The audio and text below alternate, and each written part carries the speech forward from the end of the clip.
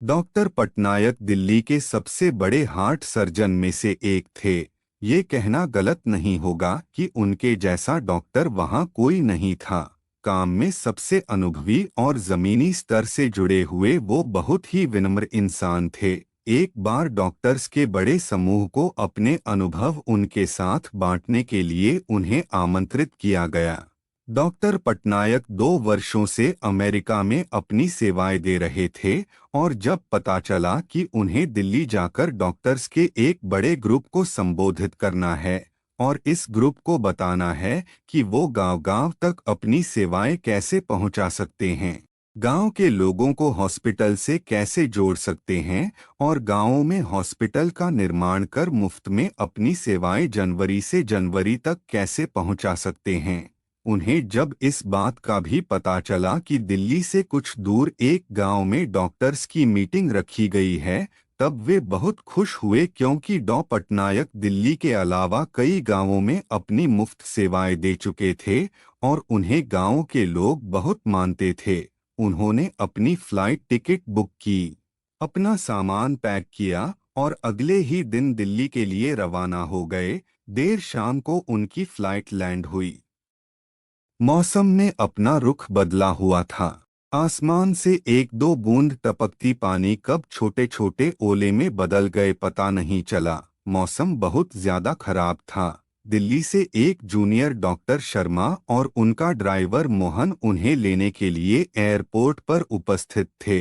अगली सुबह एक छोटे से गांव में डॉक्टर पटनायक को संबोधित करना था, इसलिए उन्हें उसी रात ही उस गांव के लिए निकलना था।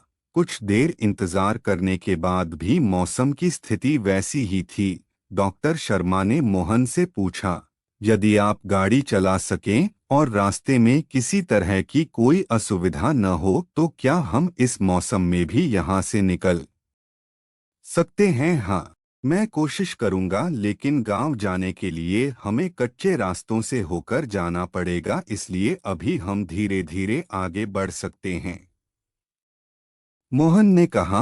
मोहन ने गाड़ी निकाली और तीनों गांव की तरफ आगे बढ़ने लगे। रास्ता और मौसम दोनों बहुत खराब था, इसलिए वे धीरे धीरे आगे बढ़ रहे थे। कुछ दूरी तय करने के बाद जब वे एक गांव से गुजर रहे थे, तब मोहन को महसूस हुआ कि उसके गाड़ी का एक टायर पंचर हो गया। उसने गाड़ी रोकी और नीचे उतरकर बारिश में भीगते हुए उसने टायर को चेक किया। टायर पंचर था। उस गांव में बहुत अंधेरा था।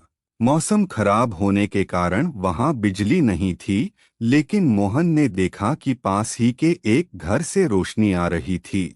मोहन ने डॉक्टर पटनायक और डॉक्टर शर्मा से कहा कि सर, गाड़ी का टायर पंचर है और टायर बदलने में समय लग सकता है, इसलिए गाड़ी से उतरकर हमें पास के घर में अभी कुछ समय रुकना होगा, क्योंकि ऐसे बारिश में टायर बदलना भी संभव नहीं होगा। दोनों डॉक्टर्स गाड़ी से नीचे उतरे और पास के ही घर की तरफ, जहां से रोशनी आ रही थी, आगे बढ़ने लगे। उन्होंने घर का दरवाजा खटखटाया, लेकिन अंदर से किसी भी तरह की कोई प्रतिक्रिया नहीं हुई। उन्होंने इस बार फिर दरवाजा खटखटाया और अब की बार दरवाजे पर एक बूढ़ी अम्मा थीं जो बहुत उम्र की लग रही थीं। माँ जी, हम शहर से आ रहे हैं। मौसम बहुत खराब है और यहाँ हमारी गाड़ी भी खराब हो गई है। यदि कुछ समय तक आप हमें यहाँ रुकने दें तो आपकी बड़ी मेहरबानी होगी। डॉक्टर शर्मा ने बूढ़ी अम्मा से कहा, क्यों नहीं, आप सब अंदर आइए, मैं आपके लिए चाय बनाती हूँ, बूढ़ी अम्मा ने जवाब देते हुए कहा। ये बिस्तर पर यह छोटा बच्चा क्यों कराह रहा है?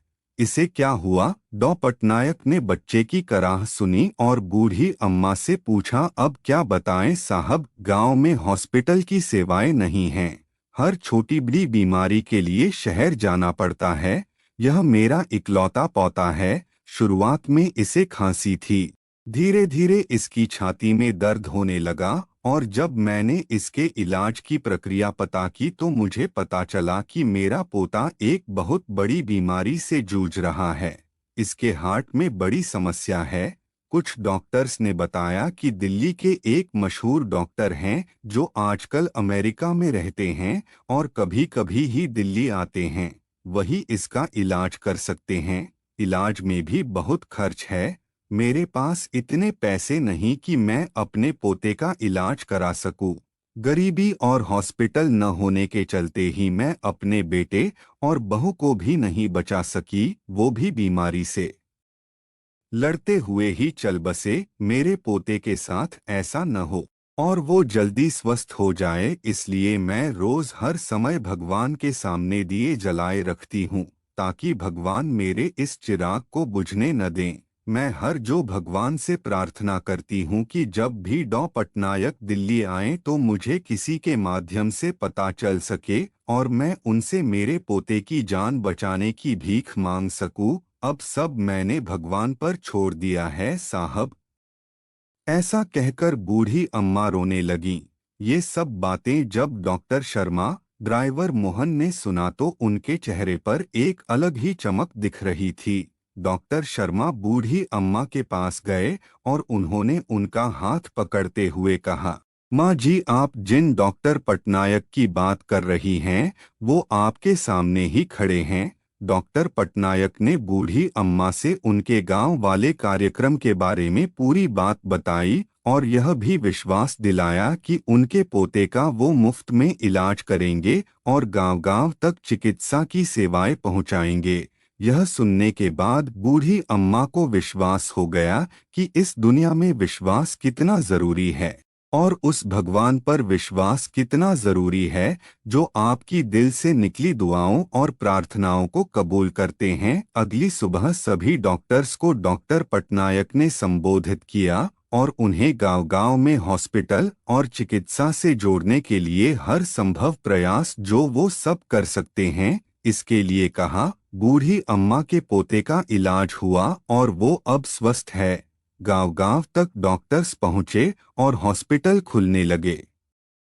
दोस्तों, इस कहानी से हम क्या सीख सकते हैं? उस भगवान पर भरोसा रखिए जो आपके साथ कभी गलत होने नहीं देगा। वो किसी न किसी रूप में आकर आपका साथ देगा। अपनी हिम्मत को टूटने मत दीजिए।